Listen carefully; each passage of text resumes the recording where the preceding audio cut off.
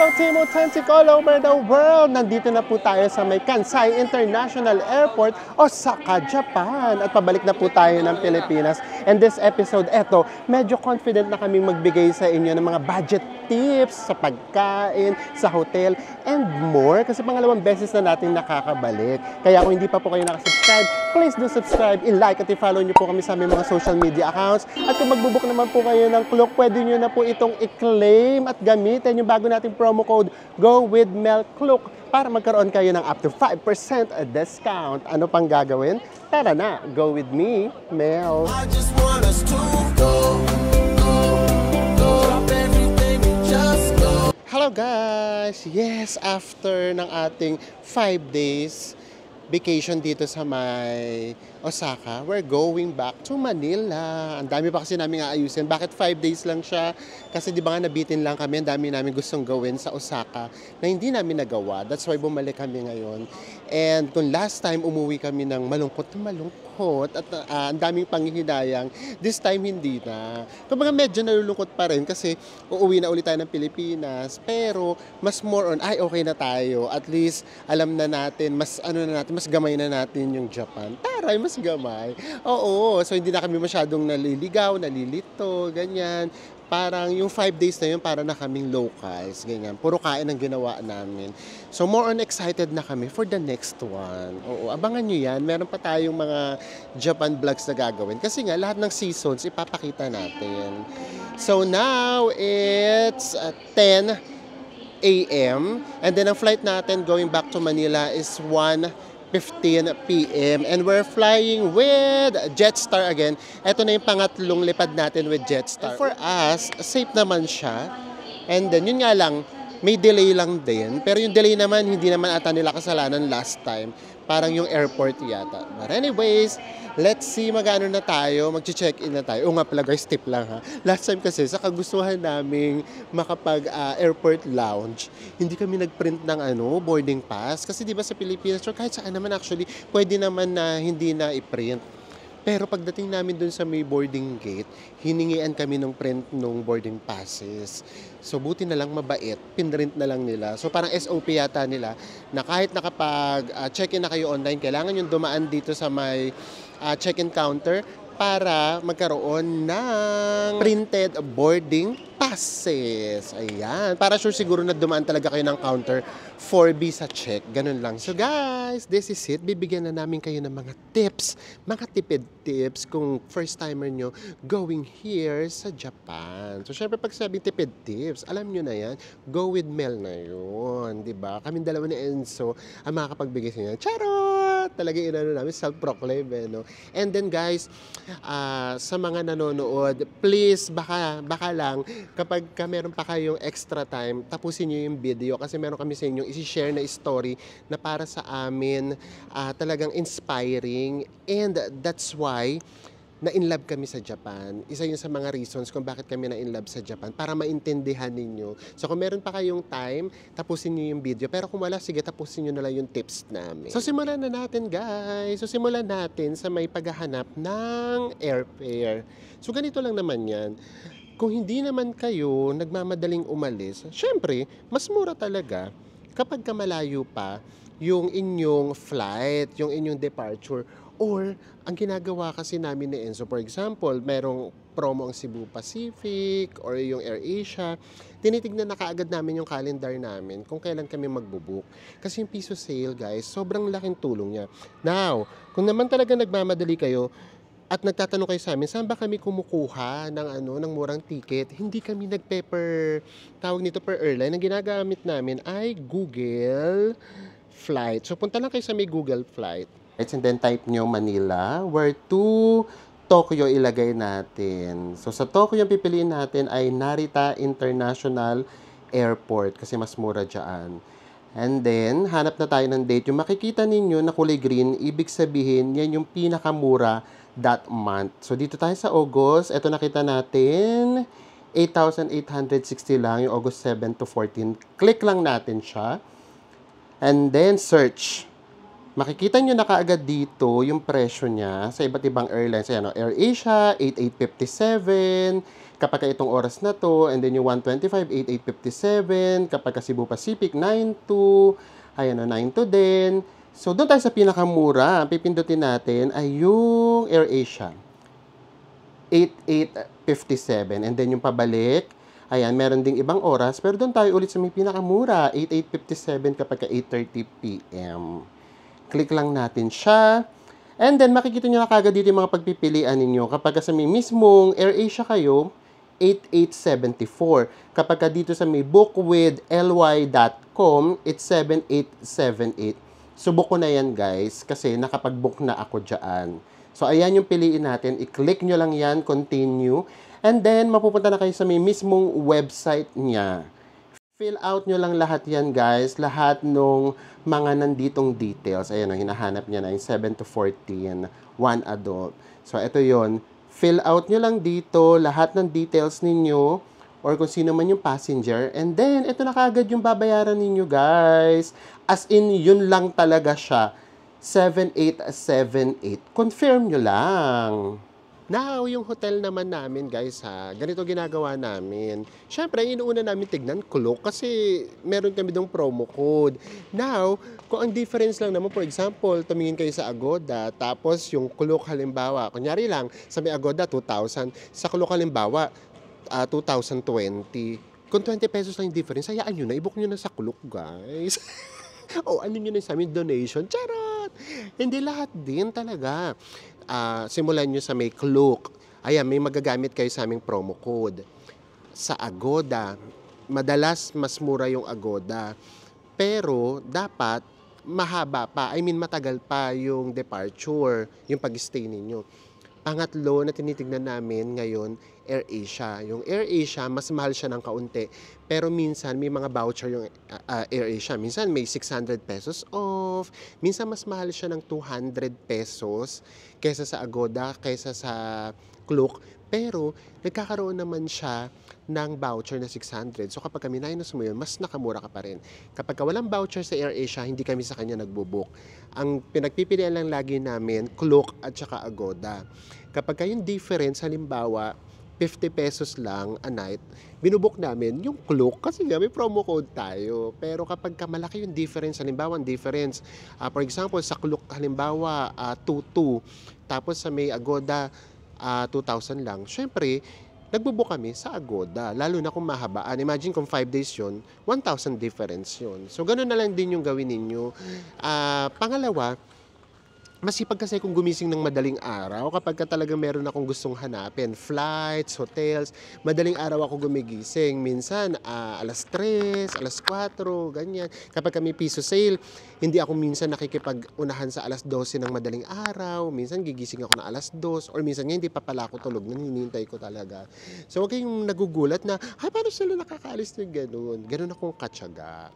Now, pagdating naman sa may transfer at saka SIM card, depende sa inyo. Kami kasi hindi namin ma-advise yung eSIM kasi never pa namin siyang nagamit. Once pa lang namin siya nagamit dito sa Japan, yung first time namin, pero hindi siya gumana.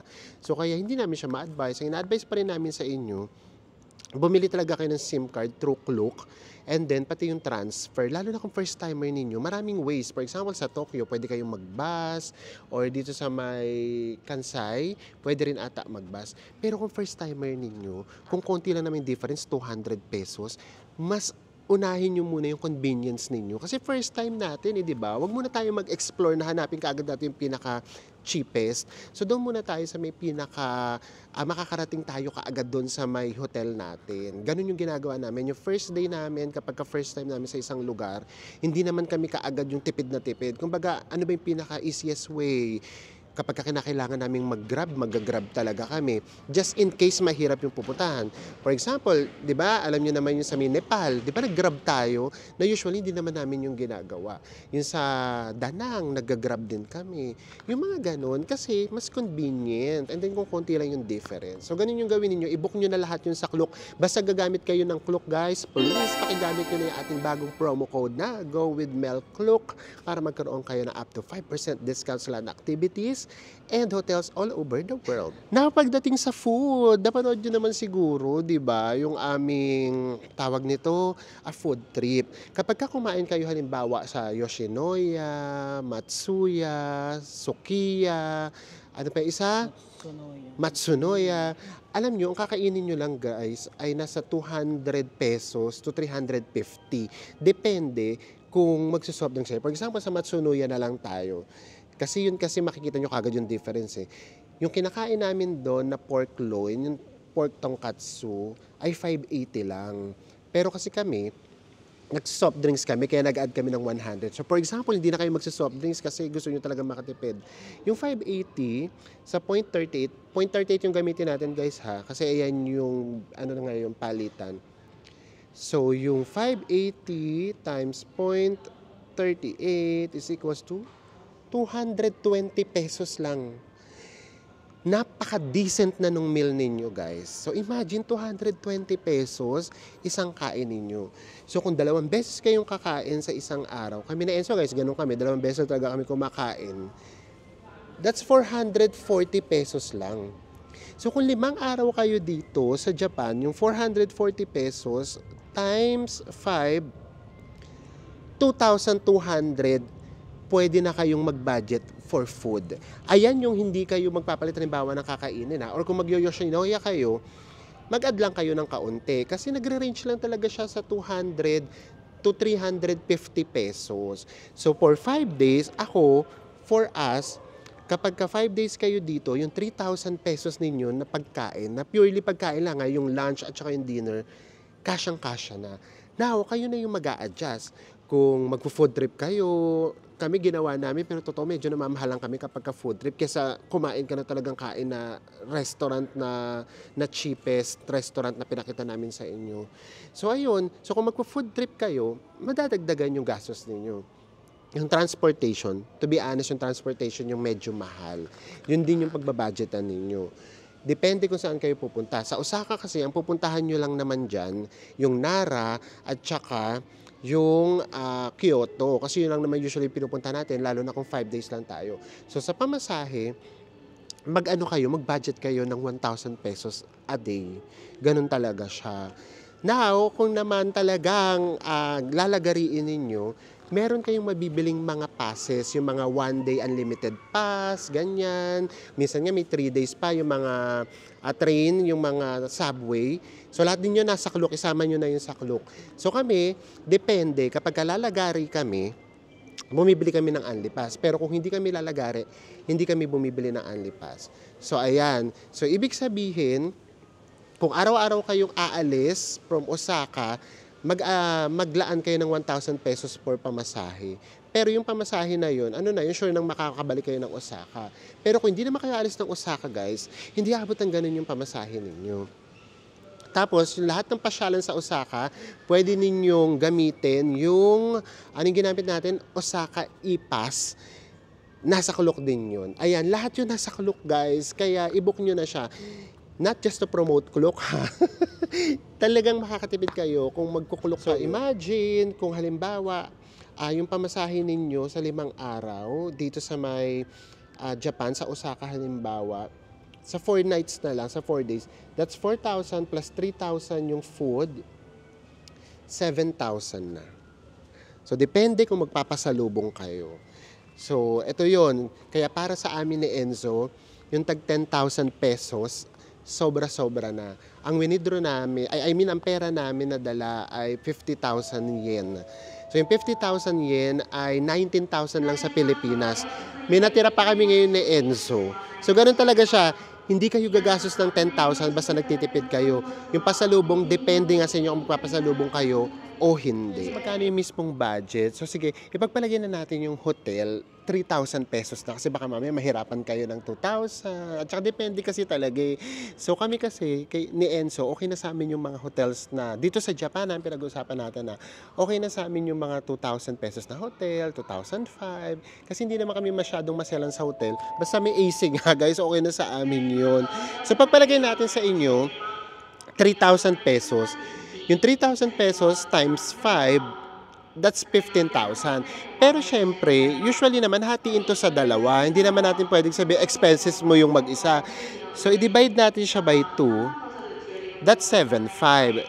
Tapos, yung eroplano guys, nagre-range yan minsan ng 8,000. Yung nakuha namin ni Enzo, etong flight na to, yung Manila-Osaka, Osaka-Manila, 8,000 pesos lang. At ano to guys ha, lipad na kaagad ha. So minsan ganun lang naman siya kamura.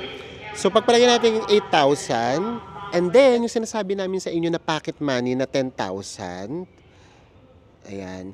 So guys, ang pwede ninyong magastos each ay 25,500 pesos. Nandito na lahat.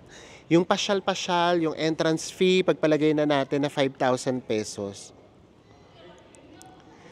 30,500. Kasyang-kasya na. Depende ha kung ano yung activities ninyo ha.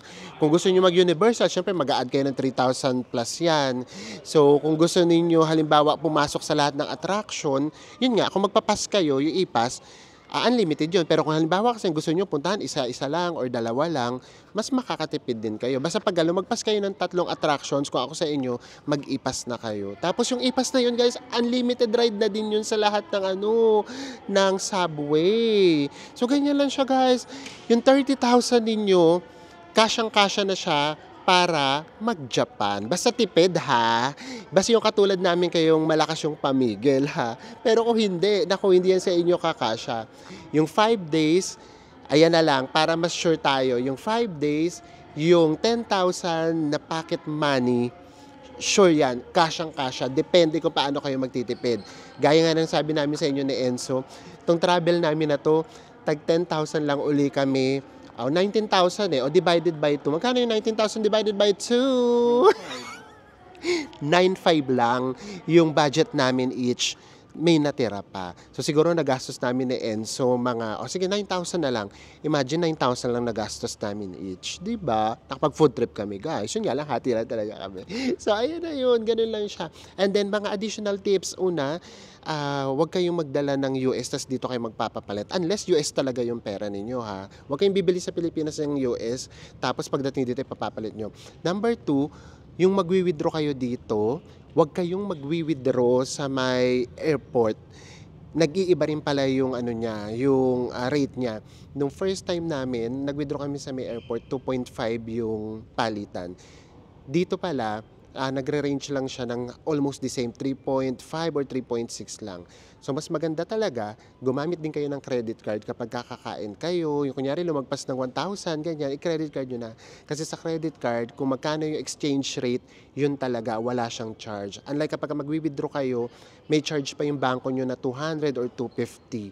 Or, bumili na kaagad kayo ng yen sa banko ninyo. Kapag ka BPI or ibang banko, hindi ko alam, sa BPI ito 1 week before pa lang magsabi na kayo or 2 weeks maybe. Kasi kapag third currency daw, wala daw silang on hand. Unlike kapag ka US, on the spot, mapapalitan kayo kapag bibili kayo ng USD. Pero kapag ka yen, magpapareserve muna kayo and then sabihin nyo kung kailan nyo siya kukunin. Ayan, ang mga tips. Pangalawa, yung sa pagkain. Sa totoo lang, pasensya na dun sa mga mahilig sa mga konbini, sa mga 7-Eleven. Hindi talaga namin siya trip. Kami talaga, mas gusto talaga namin. Yun nga, yung mga tinuro nyo din. Sa mga nagsabi ng Matsunoya, ano pa isa?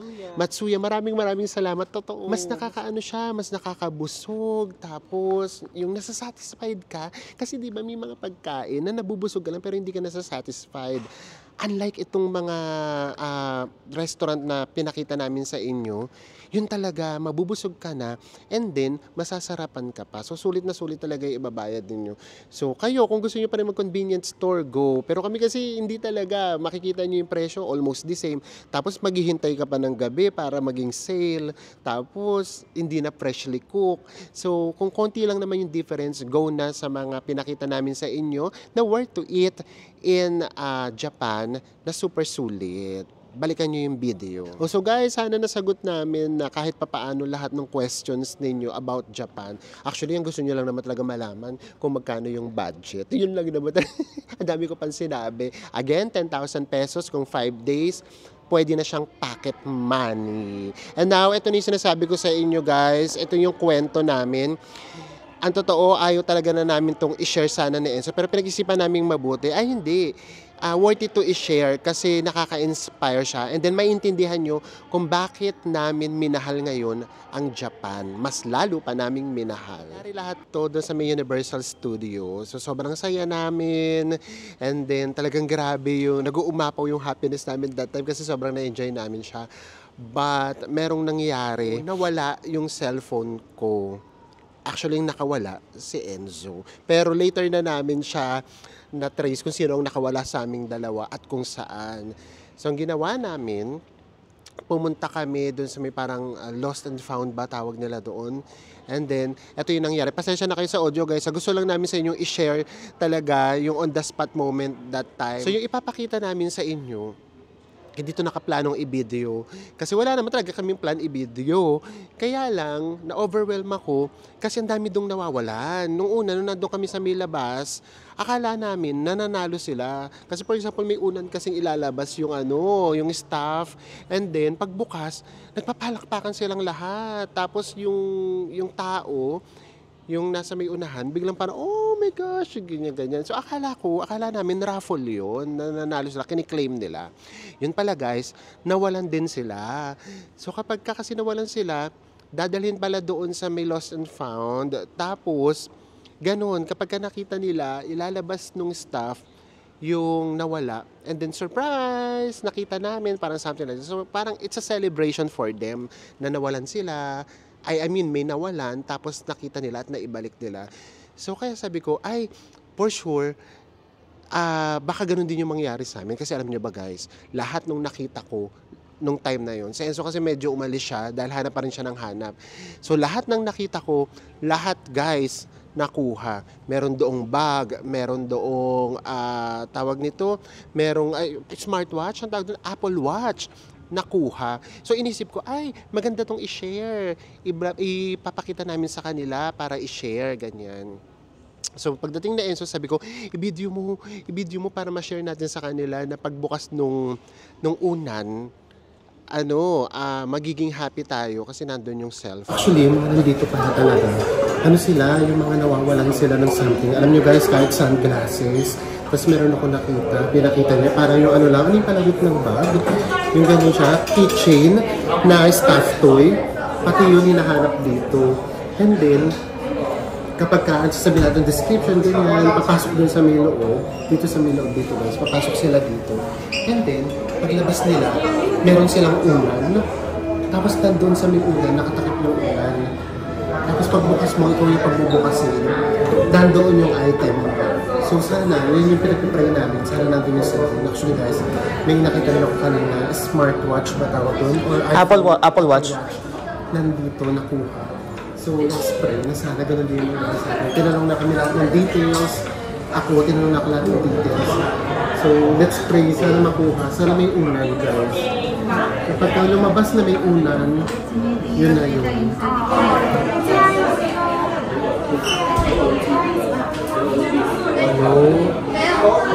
Nahanap mo din ba din sana? Hindi, hanggang late lang ako. Could you please help us? Where can we find it? Guys, obviously naman, hindi namin nakuha yung cellphone kasi hindi nila nakita. So grabe, sobrang nalungkot. Paano ba? Actually, mas si Enzo yung nalungkot. Kasi sa kanya, may kasama na kasi siyang tawag nito, may kasama na siyang guilt. Kasi alam ko sa sarili ko na hindi ako yung nakawala. So, sabi nung staff, actually nakakatuwa yung staff, talaga nung hindi niya na ibalik yung cellphone kasi wala nga, grabe yung lungkot niya. Tapos kung makikita nyo, di ba, parang ginanon ko kay Enzo, pinatigil ko kay Enzo na i-vlog. Kasi, nakita ko yung lungkot dun sa may mata ng staff. As in, lungkot na lungkot siya na hindi niya na ibalik sa akin yung cellphone. Kaya sabi ko kay Enzo, wag nang kunan. Ayoko makakita nung ganong mga moments. So, ayun siya. So, hindi namin nakuha. Tapos sinabi ng staff na try namin bumalik kinabukasan. Pero kapag wala daw talaga kinabukasan, surely, hindi na namin makukuha. Kasi nga, kung ang nakakuha nga daw nun, staff nila sure na ibabalik. Kapag Japanese people daw yung nakakuha, sure na ibabalik. So, ang maliit na percentage na hindi yun mabalik sa amin kasi hindi Japanese yung nakakuha. So balikan daw namin kinabukasan para malaman namin kung nabalik siya o hindi. So si Enzo pag uwi, malungkot na malungkot siya kung ano-ano pinaggagawa niya. Search siya ng ng kung paano bubuksan, yung phone, yung find by phone, ganyan. Tapos sabi ko sa kanya, ano ka ba? Ano mo nga yan? Itigil mo na yan. Sabi ko, yung cellphone natin, kahit makita natin kung nasaan siyang location, kung hindi ibabalik no nakakuha, hindi ibabalik. Now, kahit hindi natin yan makita or hindi natin yan malocate, kung gusto yang ibabalik sa atin. So sabi ko sa kanya, learn how to be patient and then itaas na lang natin kay Lord. Wala na tayong magagawa dyan eh. So ako ang ginawa ko, ayoko ubusin yung energy ko doon. Inalam ko kung paano ko i-deactivate yung bank kasi dalawang bank kong nandoon, kung paano i-deactivate lahat ng social media ko kasi baka mamaya meron na kagad nag-chat sa inyo na nang susolicit kami. Oo, kasi nakagad yung inisip ko, ayoko na magamit yung personal ko na account para gamitin sa kung saan-saan. So yun yung inisip ko. So nung gabi na mas masana siguro sa Enzo, sinabi ko sa kanya, tama na. Sabi ko, kung para sa atin pa siya, para sa atin siya, matuto tayong kapag wala na tayo, kumbaga, pag hindi mo na in control, matuto tayong itaas na lang sa Diyos. Parang natulog ganyan. Kami noon. Ako mapayapa ako nakatulog that time. Mahaba nga ng tulog ko kinabukasan. So, senso din naman medyo. Pero kinabukasan nung kinakabahan siya. Kasi kumbaga, tama naman, kung hindi kasi namin siya makikita kinabukasan, wala na talaga. Kaya ang ginawa namin, eto yun, bumalik kami kinabukasan. Oh my God!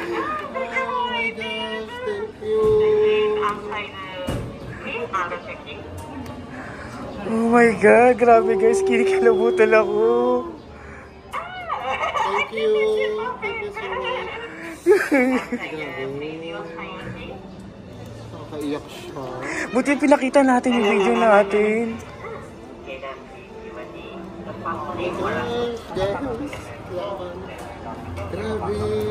Guys, grabe. Alam nyo, ganito kasi naiyak daw ako. Charot. Actually ako nga din eh. Hindi, ganito kasi yung nangyari dyan guys.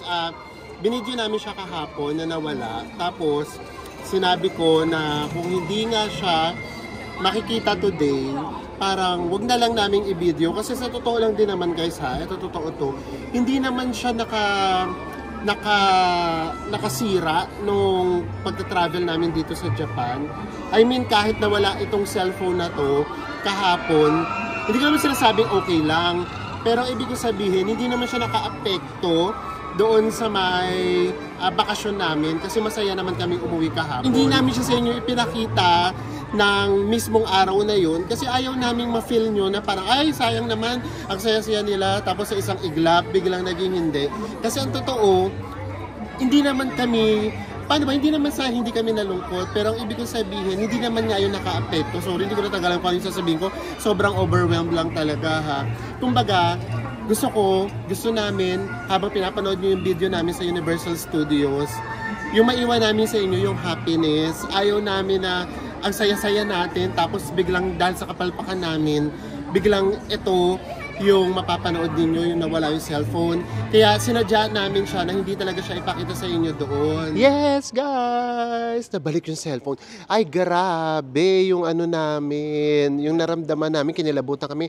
Ako hindi na dun sa may value ng cellphone. Sorry, I mean kasi, di ba parang yung cellphone naman kasi, kahit papaano, pagka pinaghirapan natin, makakabili ulit tayo. Yung doon ako yung doon ako kinilabutan na, oh my gosh, na-realize ko na oo nga, itong mundong to, ang sarap niya pa rin talagang tirhan. Ang saya, parang ganun pa rin pala. Ang dami pa rin palang honest people sa mundo.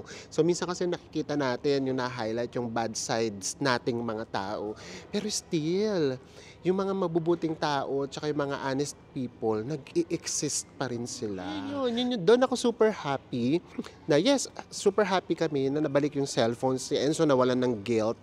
Pero ayun, mas more than that, dahil talaga dun sa na-realize ko na, oh my gosh, oo nga no. At ito yun guys, galing kami ngayon sa airport lounge dito. Ayaw na sana namin ito ikwento. Nangyari ito nung unang punta namin ng Japan. Alam nyo ba, yung camera ng gamit ngayon namin, yung Osmo, nawala na namin yan nung first time namin mag-Japan. Naiwan namin sa airport lounge. Pero guys, naibalik din yan sa amin. So, ibig sabihin, pangalawang beses na itong nangyayari sa amin. Kaya ayaw na rin namin sana siyang i-vlog. Ang totoo, kung hindi namin nakuha yung cellphone, hindi namin siya i-share sa inyo. Kasi nahihiya na kami. Parang ano ba naman to? Puro palpak pinaggagawa nitong mga to. Pangalawa, kasi baka mamaya matabunan yung masasayang memories natin sa Japan. Siyempre, pinasyal namin kayo sa Japan, ang saya ng memories natin. Tapos bigla namin sasabihin, ay, umuwi kaming walang cellphone. And knowing you guys, alam namin kung gaano nyo kami kamahal, baka ang gawin nyo, mag-ambagan kayo para makabili ko ng bagong cellphone. So ayaw namin kayong mag-worry. That's why kung hindi nakuha yung cellphone, hindi na ibalik sa amin, hindi nyo mapapanood itong vlog na to. Now, kaya namin siya sa inyo share kasi nga, it's worth sharing. Na una, maniwala pa rin tayo na meron pa rin talaga mga mabubuting tao sa mundo. And the fact na 2 beses na to nangyayari sa amin, yun nga lang, dito kasi sa Japan. Kaya ngayon yung pagmamahal namin sa Japan, talagang grabe. As in, mas lalo siyang nadadagdagan. Ganun talaga. So ito yun guys, alam nyo ba? Kaya yung nalaman namin na hindi na-approve yung multiple entry namin, medyo nalungkot kami ng kaunting-kaunti. Alam nyo ba kung bakit? Kasi hindi pa man kami nakakaalis for this one, meron na kaagad kaming bagong nakabook for Japan. Kasi di ba nag-piso sale yung Cebu Pacific. Sobrang mura niya lang, parang 5,000 lang balikan or 6,000. So binook na namin. Kaya nung hindi kami na-approve ng multiple entry, naku my gosh, mag-a-apply na naman kami ng ng single entry visa. Sana ulit pagpalain. So that's why we love Japan. Before we end this vlog, gusto po muna naming ipakita yung aming appreciation sa mga kababayan nating nakasalubong namin dito na supporters daw natin. So kinikilig kami guys. Alam nyo ba na marami-rami yung nakasalubong natin, and then yung iba nagsasabi pa na sana makasalubong namin, hindi namin sila natsyempohan. So sa mga natsyempohan namin, nakasalubong namin, maraming salamat. Kinikilig talaga kami, lalo na yung talaga nagpapakilala, lumalapit. Maraming salamat po. Imagine, nakakarating na yung beauty natin sa Japan. Lalo na yung kanina, pauwi na tayo, di ba? Kumain muna kami ng Yoshinoya. Ganun namin ka-favorite ang Yoshinoya. So meron dong isang group na nagpakilala and then bumati at nagpa-picture sa atin na super na-appreciate talaga namin. Hi kay Sir Mel and kay Miss Des at sa lahat ng mga kasama niya. Maraming salamat po sa love and support. So wala muna tayo masyado ngayong shout out. Ibigay na muna natin tong moment na to sa mga Japanese people kasi talagang na-appreciate ko talaga yung honesty nila. So sa kanila na lang muna tong shout out. And of course, kay Lord Jesus Christ kasi pinaramdam niya sa amin talaga na una, ang saya pa rin mabuhay sa mundo. Pangalawa, nai-enjoy namin yung mundo dahil sa creation niya. Ayan yung aming talagang realization dito sa Japan series natin 2.0. And of course, sa lahat ng nanonood mula first hanggang dito sa video na to, lalo po kaming ginaganahan kapag nafe-feel namin na napapasaya po namin kayo. Maraming salamat po. Lahat po ng nare-receive namin na pagmamahal, lahat po yan dahil po sa inyo. Kaya lagi naming binabalik sa inyo. And with that, saan kaya tayo ulit dadalhin ng tadhana? Magkita-kita po ulit tayo sa mga susunod pa natin travel vlogs saan mang sulok ng mundo. Bye everyone! Mwah.